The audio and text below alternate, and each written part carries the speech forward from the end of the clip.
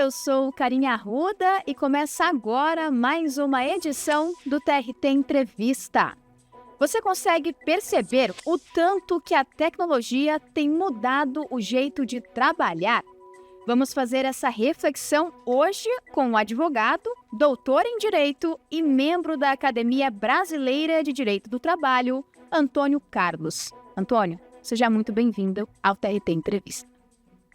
O prazer é todo meu estar aqui com vocês, Karine, e poder falar desse assunto que é um assunto tão em moda, tão em voga, que faz a gente deixar de dormir todas as noites. É verdade, doutor. E para começar, por essa reflexão inicial, eu te pergunto, doutor, tem alguma área em que a tecnologia ainda não tenha mudado, não tenha afetado o jeito de trabalhar? Não. Tá aí, pronto, sincero. Direto. Eu vou te falar o seguinte, alguns anos atrás, antes da pandemia, eu fiz questão de fazer uma viagem, eu fui lá para o Vale do Silício. Uhum. Eu fui para o Vale do Silício para entender, porque é uma coisa que realmente começava a me incomodar, né? Ainda eu que sou de uma geração mais antiga do que a sua, né? Que eu sou de uma geração aí que está, geração X, quer dizer, como é que faz, como é que a gente lida? Então eu fui lá entender como é que funcionava isso. E aí você começa a verificar que o mindset é completamente diferente. E isso se aplica hoje, porque nós ainda estamos hoje, e eu tenho, todas as vezes que alguém me chama para conversar, eu tenho falado, que nós estamos num momento digital, e a gente tem que ter um mindset digital. As coisas mudaram. Aí quando eu falo isso, eu falo, mas você não sabe que aqui no Brasil ainda tem lá trabalho análogo à escravidão? Nós estamos num período de travessia, ou seja, do século XX, do modelo analógico para o século XXI, modelo digital. Gostemos ou não, é isso, assim que funciona, e isso impacta todo mundo. Quando eu fui lá no Vale do Silício, eu comecei a observar algumas coisas muito interessantes. Então eu vi, não só aqueles carros autônomos, eu vi o cara do meu lado lá lendo um livro e o carro indo sozinho, mas inclusive formas de contratação. Então eu fui no Google, fui na Meta, que na época era Facebook, fui no LinkedIn. Então, como é que contrata alguém? Eles contratavam em reuniões assim, tomando cerveja e perguntando qual era a experiência e trocando ideia. E aí precisava de um engenheiro, ele não estava verificando onde tinha se formado, o que ele tinha, qual a graduação, qual era a experiência dele. Quer dizer, ele era um engenheiro de prompt, como é que funcionava, o que podia trazer, o que já tinha alguma experiência em startup, como é que se dava isso. Uma coisa muito mais simples e direta, como nós estamos conversando aqui. Sim. Isso funciona muito mais, diferente daqui de todo ainda status de burocracia que a gente tem, que você passa de entrevista com A, com B, com C. Não, é tudo mais rápido, muito mais simples. Fui no LinkedIn. No LinkedIn, estávamos com um grupo e lá pelas tantas perguntaram para o cara lá, qual que é o teu maior concorrente? Ele falou assim, qualquer um. Qualquer um que vem aqui pegar meu cliente e oferecer alguma coisa nova, nós vamos sair à frente, verificar o que ele tem e fazer o diferente. Então, quando você me pergunta se há alguma área não impactada, não, todos estão impactados. Todos, absolutamente todos. Então, isso aqui, que é a história do celular, a gente não vive mais sem isso aqui. E às vezes a gente faz ligação com isso, né? Ou seja, e todo mundo no Brasil hoje, independentemente do nível de escolaridade, independentemente da grana que o cara recebe, todo mundo tem. E todo mundo vive com isso aqui. E isso é importante, o impacto é direto. A questão é como aproveitar isso, como entender isso, como inovar com isso. Esse é o segredo para o século XXI. E doutor, falando sobre inovação, a gente tem dois parâmetros aí. Com relação à forma tradicional de trabalho, a CLT, as leis trabalhistas, essa tecnologia tem impactado positiva ou negativamente nesse sentido? É difícil falar positivo ou negativo, mas, bom, a gente viveu a pandemia, todo mundo vivenciou a pandemia e ninguém acreditava antes da pandemia que a gente poderia... Bom, eu dei aula por mais de 30 anos, né? E nunca imaginei que... Sempre dei aula com um quadro negro que era verde, né? Um giz. E aí você começa a verificar que as coisas mudaram. A gente não imaginava que podia dar aula... quando se falava, mas tem ensino à distância, não vai pegar... Tá. Todo mundo teve ensino à distância, teve que se adaptar. Home office, ninguém acreditava em home office e acabou implementando. Hoje, no meu escritório, eu tenho uma dificuldade muito grande de contratar alguém, se não for um modelo híbrido, pelo menos. Ninguém quer mais ir todos os dias no escritório, ninguém quer ficar ligado ali numa estrutura específica. Então, imagine você, eu tenho 2 lajes lá de quase 1.000 metros cada uma, que fica vazio, quer dizer, então dá até tristeza quando você vai lá e vê aquilo vazio. Por quê? Porque realmente mudou. E cá entre nós não é aquele sonho maravilhoso que a gente achou que fosse morar na praia e trabalhar da praia. Ok, mas é alguma coisa que diferente do que era antes. Então, o impacto é diferente, mudou sensivelmente. Aí você me fala, bom, e aí? E a CLT? A CLT, ela é tradicional, ela traz direitos e ela tem uma importância significativa ainda nos dias de hoje. Tem. Não adianta dizer que não tem, porque tem. Principalmente porque, e nós temos que lembrar isso o tempo todo, nós somos um país pobre. Nós somos um país pobre e temos um público ainda que precisa minimamente ter determinadas garantias.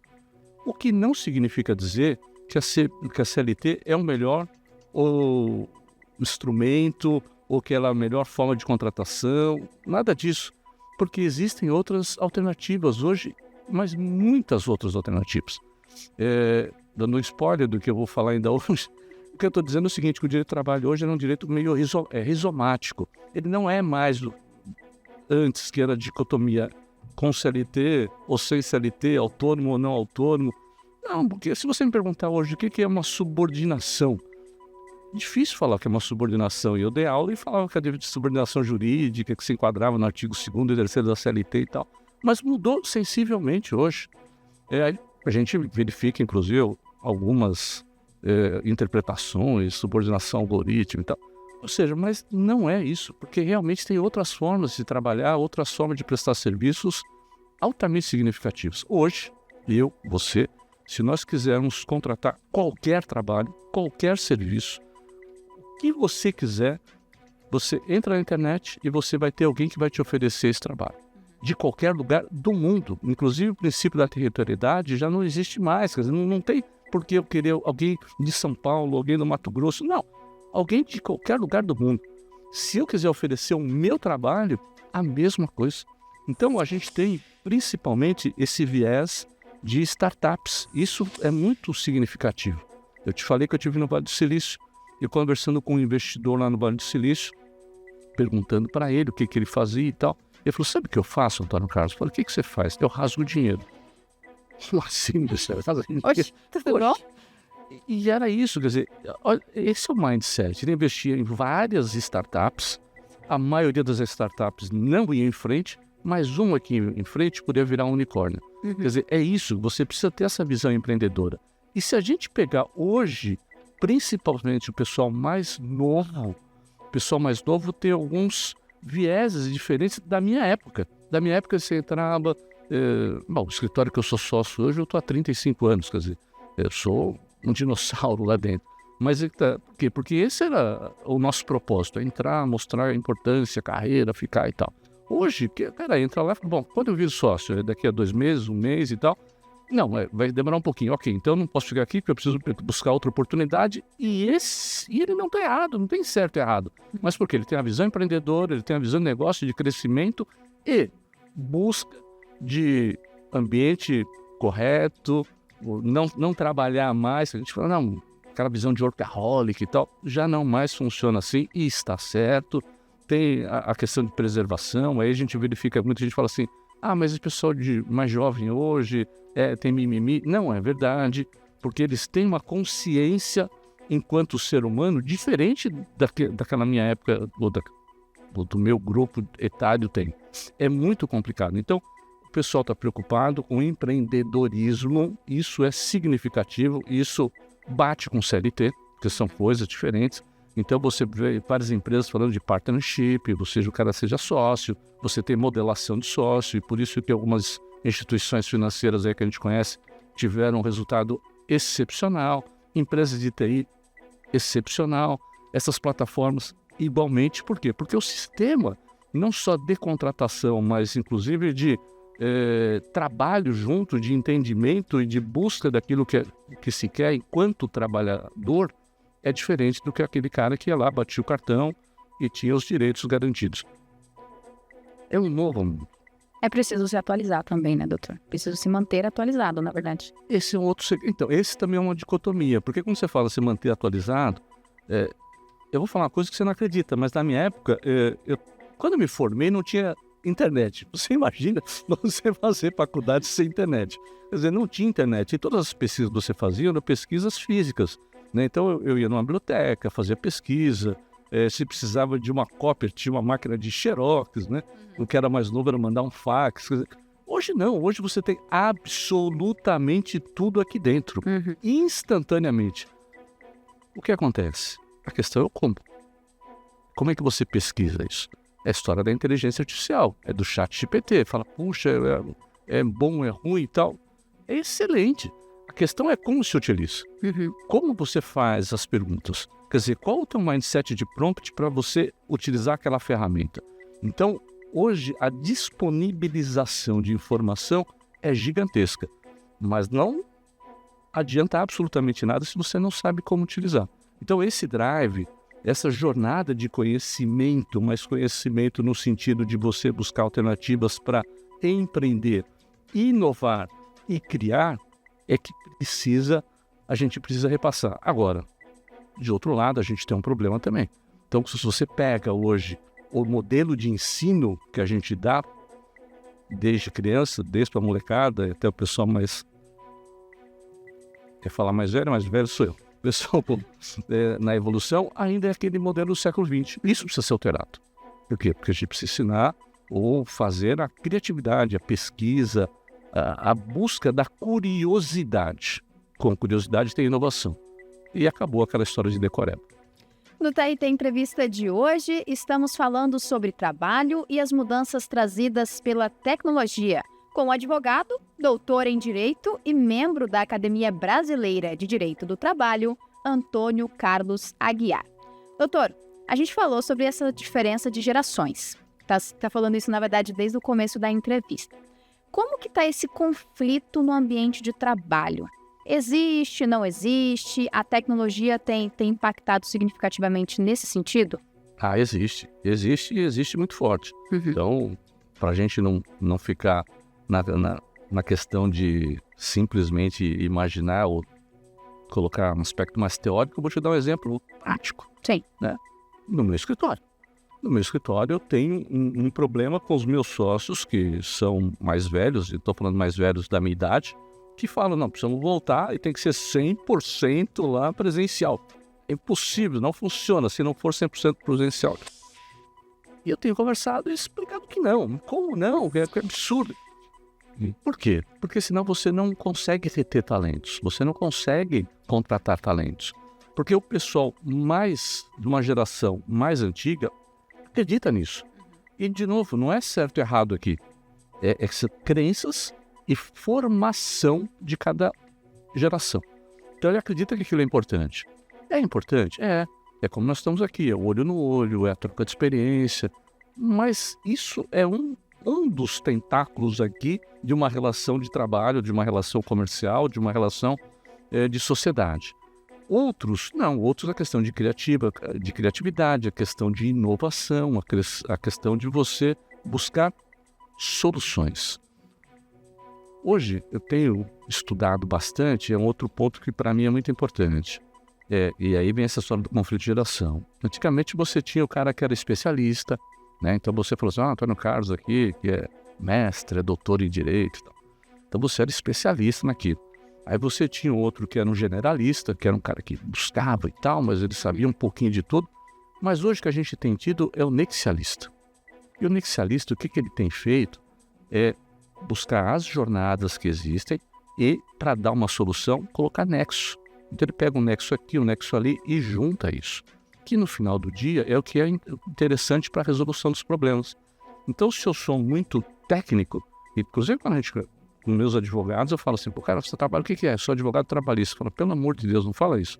Você faz 5 anos de faculdade, estuda direito civil, direito do processo civil, direito tributário, societário, para depois dizer que é trabalhista. Você eventualmente está trabalhista, mas não quer dizer que você seja só trabalhista. Sim. Até porque na hora que surge um problema ou alguma coisa para você solucionar, você tem que pegar nexos. E aí dentro do nexo eu tenho que ter você me falou, se não é mais contrato de trabalho, o que é hoje? Bom, tem que ter um nexo numa questão contratual, o nexo numa questão societária, o nexo numa questão tributária para ver se é interessante ou não. tenho que pegar a questão de relações humanas, eu tenho que ter um conhecimento de psicologia, de psicanálise e um pouquinho também de RH. Quer dizer, então não dá para você simplesmente falar assim, eu sou um técnico, não existe mais. Essa é a questão do século XXI. Quando eu falo da questão do mindset digital, perpassa exatamente por conta disso, por você ter essa visão de multidisciplinaridade, porque o mundo hoje ele é complexo, ele é dinâmico e ele não tem mais aquela visão seriada que nós tínhamos antes. Então, eu tinha antigamente um mundo que era mais seriado, que era um mundo que eu sabia onde entrava, onde terminava, conseguia fazer planejamento de 5, 10, 15 anos. Hoje não. A velocidade de mudança é muito grande. Ela é exponencial. E para isso eu tenho que ter essa visão multidisciplinar. Para isso eu tenho que ter esse viés nexialista. Para isso, as gerações, o encontro de geração, ele tem que ser positivo e não negativo. Então, o mais novo tem que aprender com um cara que é mais velho, que realmente ele vai ter que trabalhar, e trabalhar não é aquele sonho maravilhoso, quer dizer, ele tem seus lados bons e seus ruins, mas o mais velho tem que saber também que as pessoas, enquanto seres humanos, têm a questão de propósito. E quando aquela história que eu, que sou mais velho, falo, não, você tem que separar a vida profissional e pessoal. Não existe isso. Nós somos uma pessoa só. Eu não tenho como deixar meus problemas pessoais em casa para trabalhar ou vice-versa. Isso faz parte. A questão é como lida com isso. Como é que enfrenta com isso? Como é que eu sou preparado para isso? E aí sim, você começa a ter que ficar. Então, não à toa, hoje a gente tem alguns departamentos de felicidade dentro da empresa. Não à toa a gente tem governança dentro da empresa. Não à toa a gente tem ESG dentro da empresa. Então, esse trabalho, esse encontro de geração, ele pode e deve ser altamente positivo. Então, a gente tem o pessoal mais novo, inclusive ensinando mais velho ensinando mais novo, e aí cada um trocando ideia. Você tem experiências nessas jornadas. Doutor, e por último, para a gente finalizar a nossa entrevista, para a Justiça do Trabalho, que tem o objetivo de pacificar essas relações trabalhistas, como o senhor avalia o papel dela nesse cenário? Dá uma respirada. Eu acho que o seu trabalho tem, e como sempre teve um papel importante, né? Então, quando a gente fala dos encontros de gerações, imagina você que eu sou de uma época onde você tinha juízes classistas. Sim. Você tinha juízes, e na época não era nem juiz classista, eu entrego a idade, né? Eram chamados vogais e depois virou juiz classista. Era um pessoal que não tinha sequer formação em direito. Aí você fala, poxa vida, mas como é que ele resolve se não tem formação em direito? Óbvio, mas ele entendia, ele conhecia o ambiente do trabalho. Então, quando a gente fala do nexialismo no século XXI, eles já faziam um pouquinho disso, porque eles sabiam qual era o problema lá e eles traziam uma solução. E se buscava, e esse é o espírito principal do seu trabalho, a conciliação. Sim, sempre se buscava a conciliação para chegar numa solução jurisdicional, mediante uma sentença, só na bacia das águas, só lá no finalzinho. Antes é todo um caminho de busca da conciliação.